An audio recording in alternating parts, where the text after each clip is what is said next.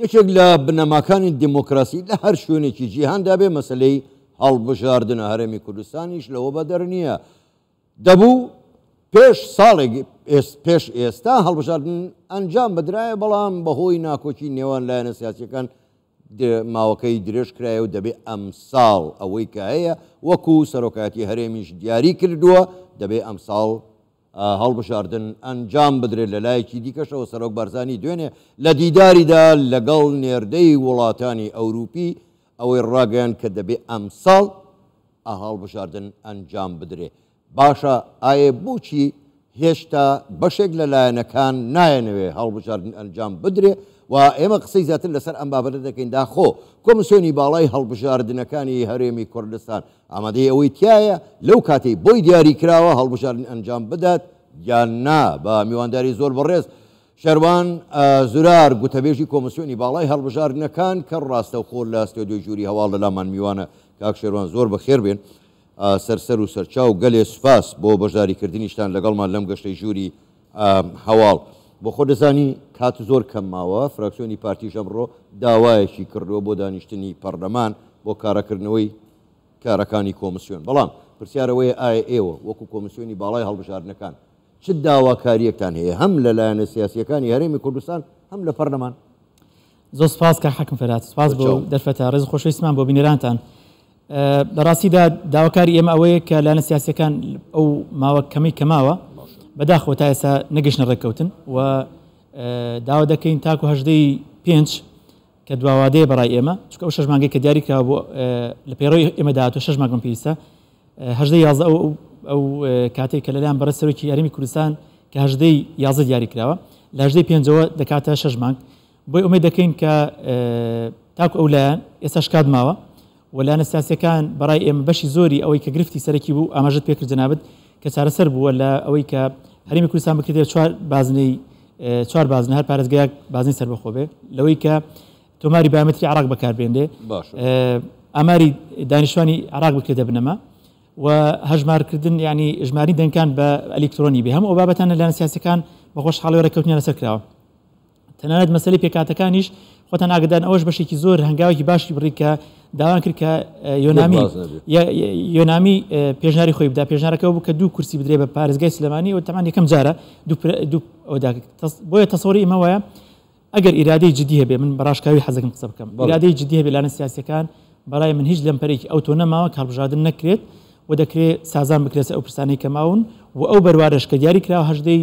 5 کۆمسیۆنی کوردستان ملزەمە بۆی کە هەڵبژاردن بکات چکە پێی یاسا 6 مانگی پێویستە. یعنی ئێوە لە 6 مانگدا دەتوانن ینی ئەگەر با ئەم ئەگەرانە هەمووی وەربگرین، ئەگەر کۆمسیۆن کارا کرایەوە وتیان بەڵێ هیچ گرفتێک نەمالەوەیە لە 6 مانگ دەتوانن تەواوی ئامادەکاریەکانی خۆتان بکەن. ئێمە حەزەکەین ڕاست کاتی زیاترمان لەبەردەزابێ کاک حەکم، بەڵام بەپێی یاسای خۆمان ینی پەیڕۆی خۆمان 6 مانگمان پێویست کە خۆمان ئیلزام کردووە کە 6 مانگ بکرێ و دەشمانی هەرێمی کوردستان بەڕاستی تووشی گرفتی گەورەتر نەبێتەوە، چونکە خۆتان ئاگدارن پرۆسی هەڵبژاردن پرۆسەیەکی گرنگە تا چەندە لایەنە سیاسیەکان و پرۆسی هەڵبژاردن هەرێمی کوردستاندا لە کاتی خۆیدا ئەنجام بدرێت و ئەوەی کە دیاری کراوە پێگەی هەرێمی کوردستان بەیەسر دەبێت لە بەرامبەر ناوخۆ و دەرەوەش بەڕاستی و شەرعەتی زیاتردا بە هەرێمی کوردستان.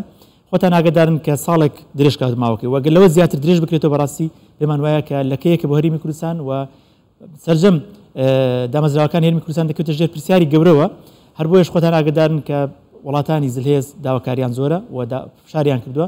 کە لەو ساڵ ینی دواتر نەکەوێ چکە ساڵێک درێژ کاوتەوە. بۆ ئێمە ژمێ دەکەین بەڕاستی لایەنە سیاسیەکان لەو پەیامانە تێبگەن و ئێمە وەکو خۆمەنە کۆمیسیۆنی کوردستان بە گرنگی دەزانین پێمان وایە بەشێک لە چارەسەری ئەو چەق بەستە سیاسی کە لە هەرێمی کوردستاندایە بە هەڵبژاردنەیەکی پاک و بێگەر دەکرێت بۆی کە ئاسوی حکومڕانی 4 ساڵی داهاتوو لایەنە سیاسیەکان هەر کەسەی بە ئیستحقاقی خۆیەوە بچێ ناو کابینەی داهاتوو و گۆڕانکاری بکرێت. باشە شێروا قسە زۆر دەکرێت لێرە و لەوێ هەندێک جار دەگوترێ با کۆمسیۆنی باڵای هەڵبژاردنەکانی عێراق سەرپەرشتی هەڵبژاردنەکانی هەرێمی کوردستان بکات. ئەمە بۆ خۆی لە خۆیدا شتێک نییە ناقانونیە نادەستوریە. بۆ ئایا کەسێک هەیە گومانی لە کۆمسیۆنی باڵای هەڵبژاردنی هەرێمی کوردستان هەبێت؟ وڵا بێگومان بەداخەوە ینی ئەگەر ئەو تەسەوڕە هەبێت چکە ئێمە کۆمەڵی دامەزراوی شەرعیمان هەن لە هەرێمی کوردستاندا 4 جگە لە ئێمە 3 دەستەی کە هەن کە لەژێر دەسەڵاتی پەرلەمانی کوردستاندان کە دەسەڵات لە عێراقیش داهان لە هەرێمی کوردستانیش داهان و هەرمی کۆمیسیۆنی هەڵبژاردن بە پێی یاسا دەرچووە لە پەرلەمانی کوردستان دەرچوو کە پەرلەمانی شەرعی بووە هیچ گرفتی یاسایی نەبووە تەنانەت لە محکمەی فیدراڵی کەتانیان لە ئێمەدا لەسەر مەوزوعی نادەستوریبوونی ئێمە بەداخۆ لەلایەن یەکێک لە فراکسیۆنەکان لە هەرێمی کوردستاندا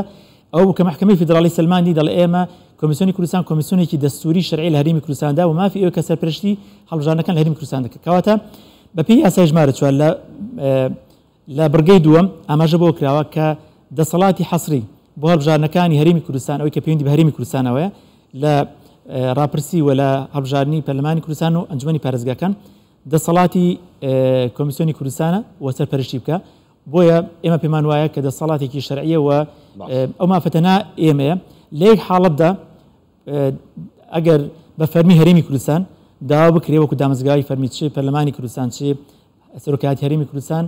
داوا بکە بە فەرمی کە کۆمیسیۆنی هەڵبژاردنەکان سەرپەرشت بکە ئەوش لە حاڵەتێکدا کە هەرێم خۆی داوا بکە و پاشانیش یاسایەکە هەموار بکرێتەوە ئەگینا بەدەرلەوە هیچ مافێکی یاسایی نییە بۆ کۆمیسیۆنی هەڵبژاردنەکانی عێراق کە خۆی سەرپەرشتی بکە. زۆر باشە کاک شێروان ببێنەوە سەر ئەو ماوەیە ئەو 6 مانگەی کە ئێوە پێویستانە من پرسیارەکەم ئەوەیە ئایا لە ڕووی داراییەوە ینی چەندێ پارەتان پێویستە لە ڕووی ئامێر و ئەو ئالەتانەی کە پێویستن بۆ هەڵبژاردننی تر مەرەکەب بە ئەو ئامێرانەیە کە دەنگەکان دەخوێنێتەوە ئەمانە هەمووی لە 6 مانگدا جێبەجێ دەبێت و ئایا هیچ کەم و کوڕێکتان نابێت لەو کاتەدا خۆی ئێمە باسم کە بەپێی یاسا ملزەمین کە لە 6 مانگە بیکەین ڕاستە ئەرکی ئێمە قورستر بۆ کاک حاکم لەبەرەوەی کە هەڵبژاردننی ئەمجار جیاواز دەبێت لاەنە سیاسەکان ینی داواکاری زیاتریان هەیە لە کۆمیسیۆنی کوردستان بەتابەت لە دوای هەڵبژاردننی دەی 2021 کە بەشێوی ئەلکترۆنی بۆ خۆتان ئاگدارن کە لە ماوەی 24 کاتژمێر نەتایجەکان یەکەم جار بوو لە عێراقدا ڕابگەندێ هەمان داواکاری هەیە بۆ کۆمیسیۆنی کوردستان بەو داواکاریە زۆرانە ڕاستی ئێمە پێمان وایە کاتێکی کەمان لەبەردەزایە بەڵام دەگەڕێمە سەرەوەی لەبەرەوەی کە لە هەرێمی کوردستان ئێمە لە بەردەم دوڕیان یەکداین و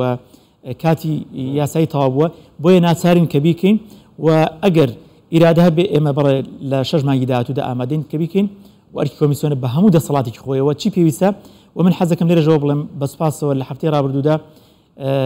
لەلای ئەنجومەنی سەرۆکاتی ئەنجومەنی وەزیرانەوە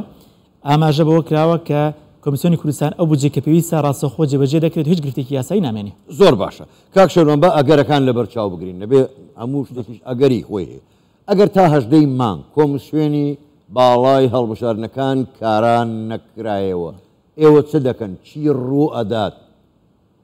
وڵا کار حکم ئەو پرسیارە تەمان بەرپرسیارەکە دەکەوێت سەر ئەستۆی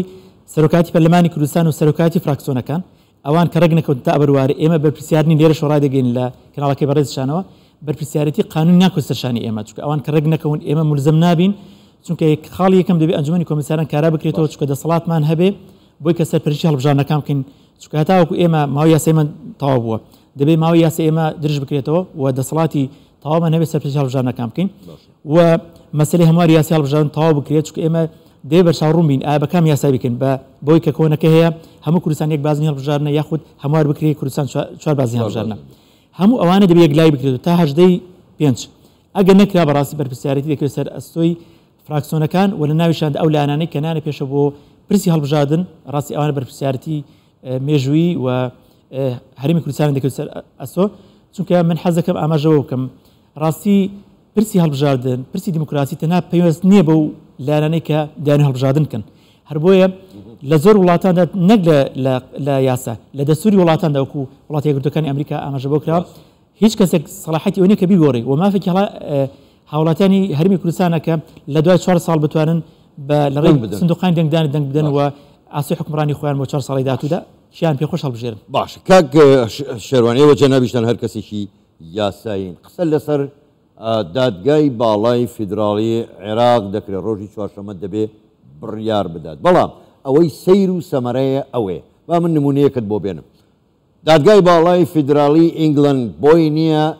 دەست وەردان لە کاروباری هەڵبژاردننی سکۆتلند بکە بە هیچ جۆرێک کەواتە بۆچی دەبێت ڕێ بدرێ دادگای باڵای فیدراڵی عێراق کە خۆشیان بەنا دەستوری دروست بوون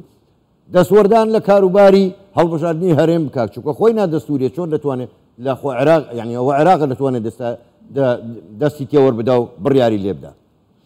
وڵا جێگەی داخە لە هەرێمی کوردستان ینی من حەز ناکەم ئاماژە بە ناوی هیچ لایەنێکم بەڵام لایەنی سیاسی هەبێت کە خۆی تانە بدا لە پەرلەمانەکەی خۆی کە خۆی لەو پەرلەمان هەڵبژێردراوە پێشتر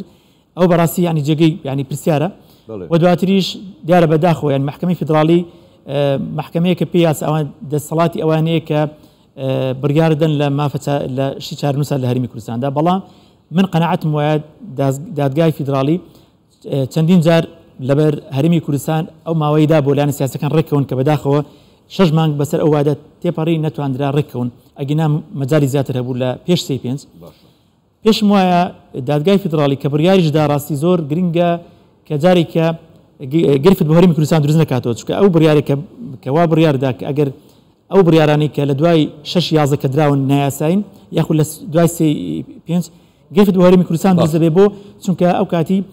هەموو ئەو هەنگاوانەی کە پەرلەمانی کوردستان دەینێ لە ناویشاندا کاراکردنەوەی کۆمیسیۆن بە نادەستوری ئەگە وەسف بکرێ گرفتێکی گەورە دروست دەبێت بۆیە لە ناوی بڕیارەکەدا دەوێت بەڕوونی چارەسەرش بخاتە ڕوو ئەگینا ناکرێ هەر بڕیارێکدا و دواتر هەرێمی کوردستان بخاتە ژێر قەیرانێکی تر کاک شەوران کاتم زۆر کەماوە دوا پرسیار ئەگەر بە کورتیش وەڵام بدەیت و من سوپاست دەکەم بۆ وتمان پرۆسەی هەڵبژاردن پرۆسەیەکە پەیوەندی تەنها بەلایەنی سیاسیەوە نییە ئەمە مافێکی خەڵکە بەڵام پرسیارەکە ئەمەیە ئایا ئەگەر لایەنێکی سیاسی ویستی تەگەرە بخاتە بەردەم ئەم هەڵبژاردنە ئایا ئەمە میزداقیەتی هەموو لایەنەکان ناخاتە ژێر پرسیارەوە بێگومان وەکو باسم کرد کاریگەری لەسەر سومعی هەرێمی کوردستان و لە سەر دامەزراوە شەرعیەکان و لە ناویشاندا مەسەلەن پرۆسەی سیاسی لە هەرێمی کوردستاندا بێگومان گرفتی گەورە دەبێت بە هەرێمی کوردستان و بەتابەت ئێمە کە بەداخەوە کە عێراق کە زۆر جاگلەی دەکەین ئەوان هەڵبژاردننی پێشوەختیان کرد ئێمە هەڵبژاردننی پاژوەختەشمان نەکردووە ساڵێک چووە بەڕاستی بۆیە پێمان وایە گرفتی گەورە دروست دەبێت ئومێد دەکەین لایەنە سیاسیەکان لەو پەیامانە تێبگەن پێش هەژدەی پێنج بگەنە ڕێککەوتن و سازان و بەرژەوەندی بچووکی حیزبایەتی و وەلانێن بەڵکو ئەو پرۆسەیەکی نیشتمانی چەماشاکەن کە پێویستە بە هەرێمی کوردستان و داهاتی هەرێمی کوردستانەوە ئومێد دەکەین بگەنە ڕێککەوتن زۆر باشە زۆر بەڕێز شێروان زۆرار گوتەبێژی کۆمیسیۆنی باڵای هەڵبژاردنەکان گەلێک سوپاس بۆ ئامادەبوونتان و بەشداریکردنتان لەگەڵمان لەم گەشتەی ژووری ئەوە سوپاس بۆ ئێوە